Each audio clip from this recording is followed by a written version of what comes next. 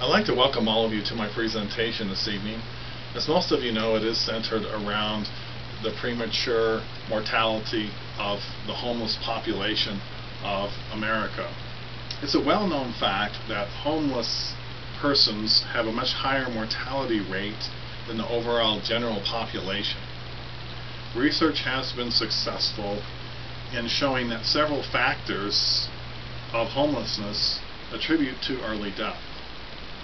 I'm going to show you in my presentation that the primary contributing factors which cause early death in the homeless population of the United States are poor health, lack of health care, and exposure to extreme weather conditions.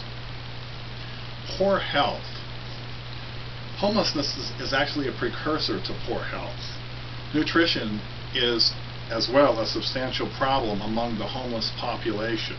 Lots of free meals amount to little more than a few carbohydrates. Homelessness itself is associated with disease, substance abuse, and disability. In an article from the International Journal of Psychosocial Rehabilitation, Nieto states that mental health problems often start before homelessness and can directly cause a loss of accommodation. But they can also be the reason people remain homeless for many years. Health care.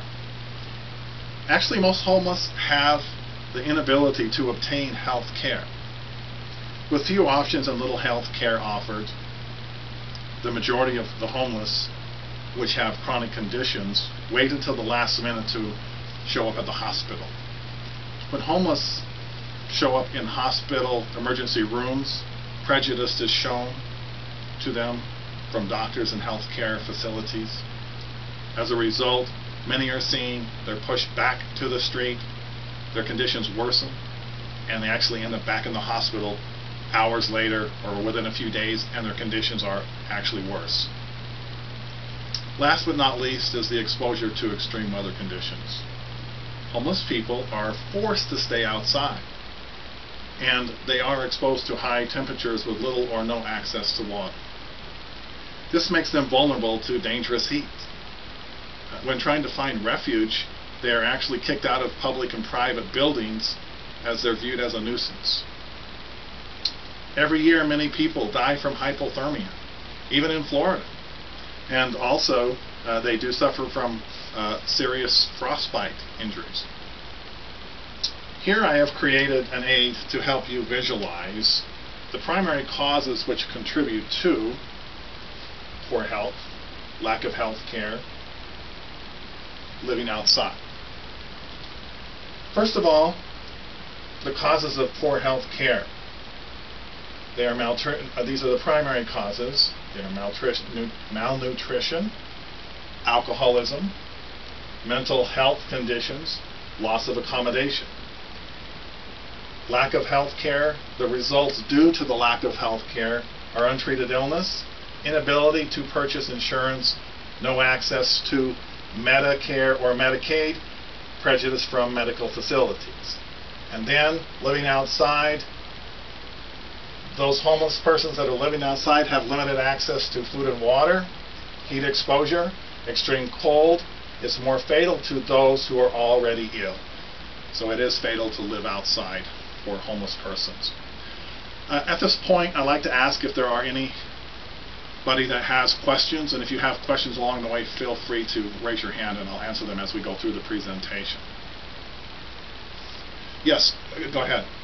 Why can't the majority of homeless persons get Medicare or Medicaid?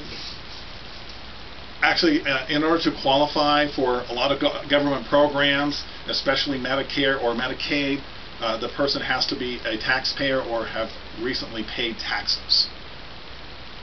Other questions? Yes, go ahead. Why would a homeless person not have access to water? That's actually a great question.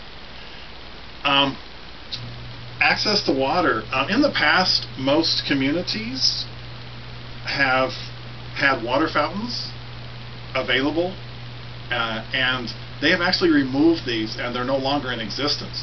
Also, fast food restaurants, chains, other eating facilities have actually no longer give out free water. So great questions, thanks. In the American Journal of Public Health, Barrow maintains that homeless persons living in the United States have a 4 times higher mortality rate than the general population. 4 times higher mortality rate. That is unbelievable in a society that strives for such a high standard of living. In conclusion, who is responsible for all of this negligence when it comes to homeless death? What are we as American citizens doing about this issue? It should be illegal to continue to allow our homeless population to suffer from poor health, lack of health insurance and health care, and exposure to extreme weather conditions which ultimately result in death. I thank all of you for coming to the presentation.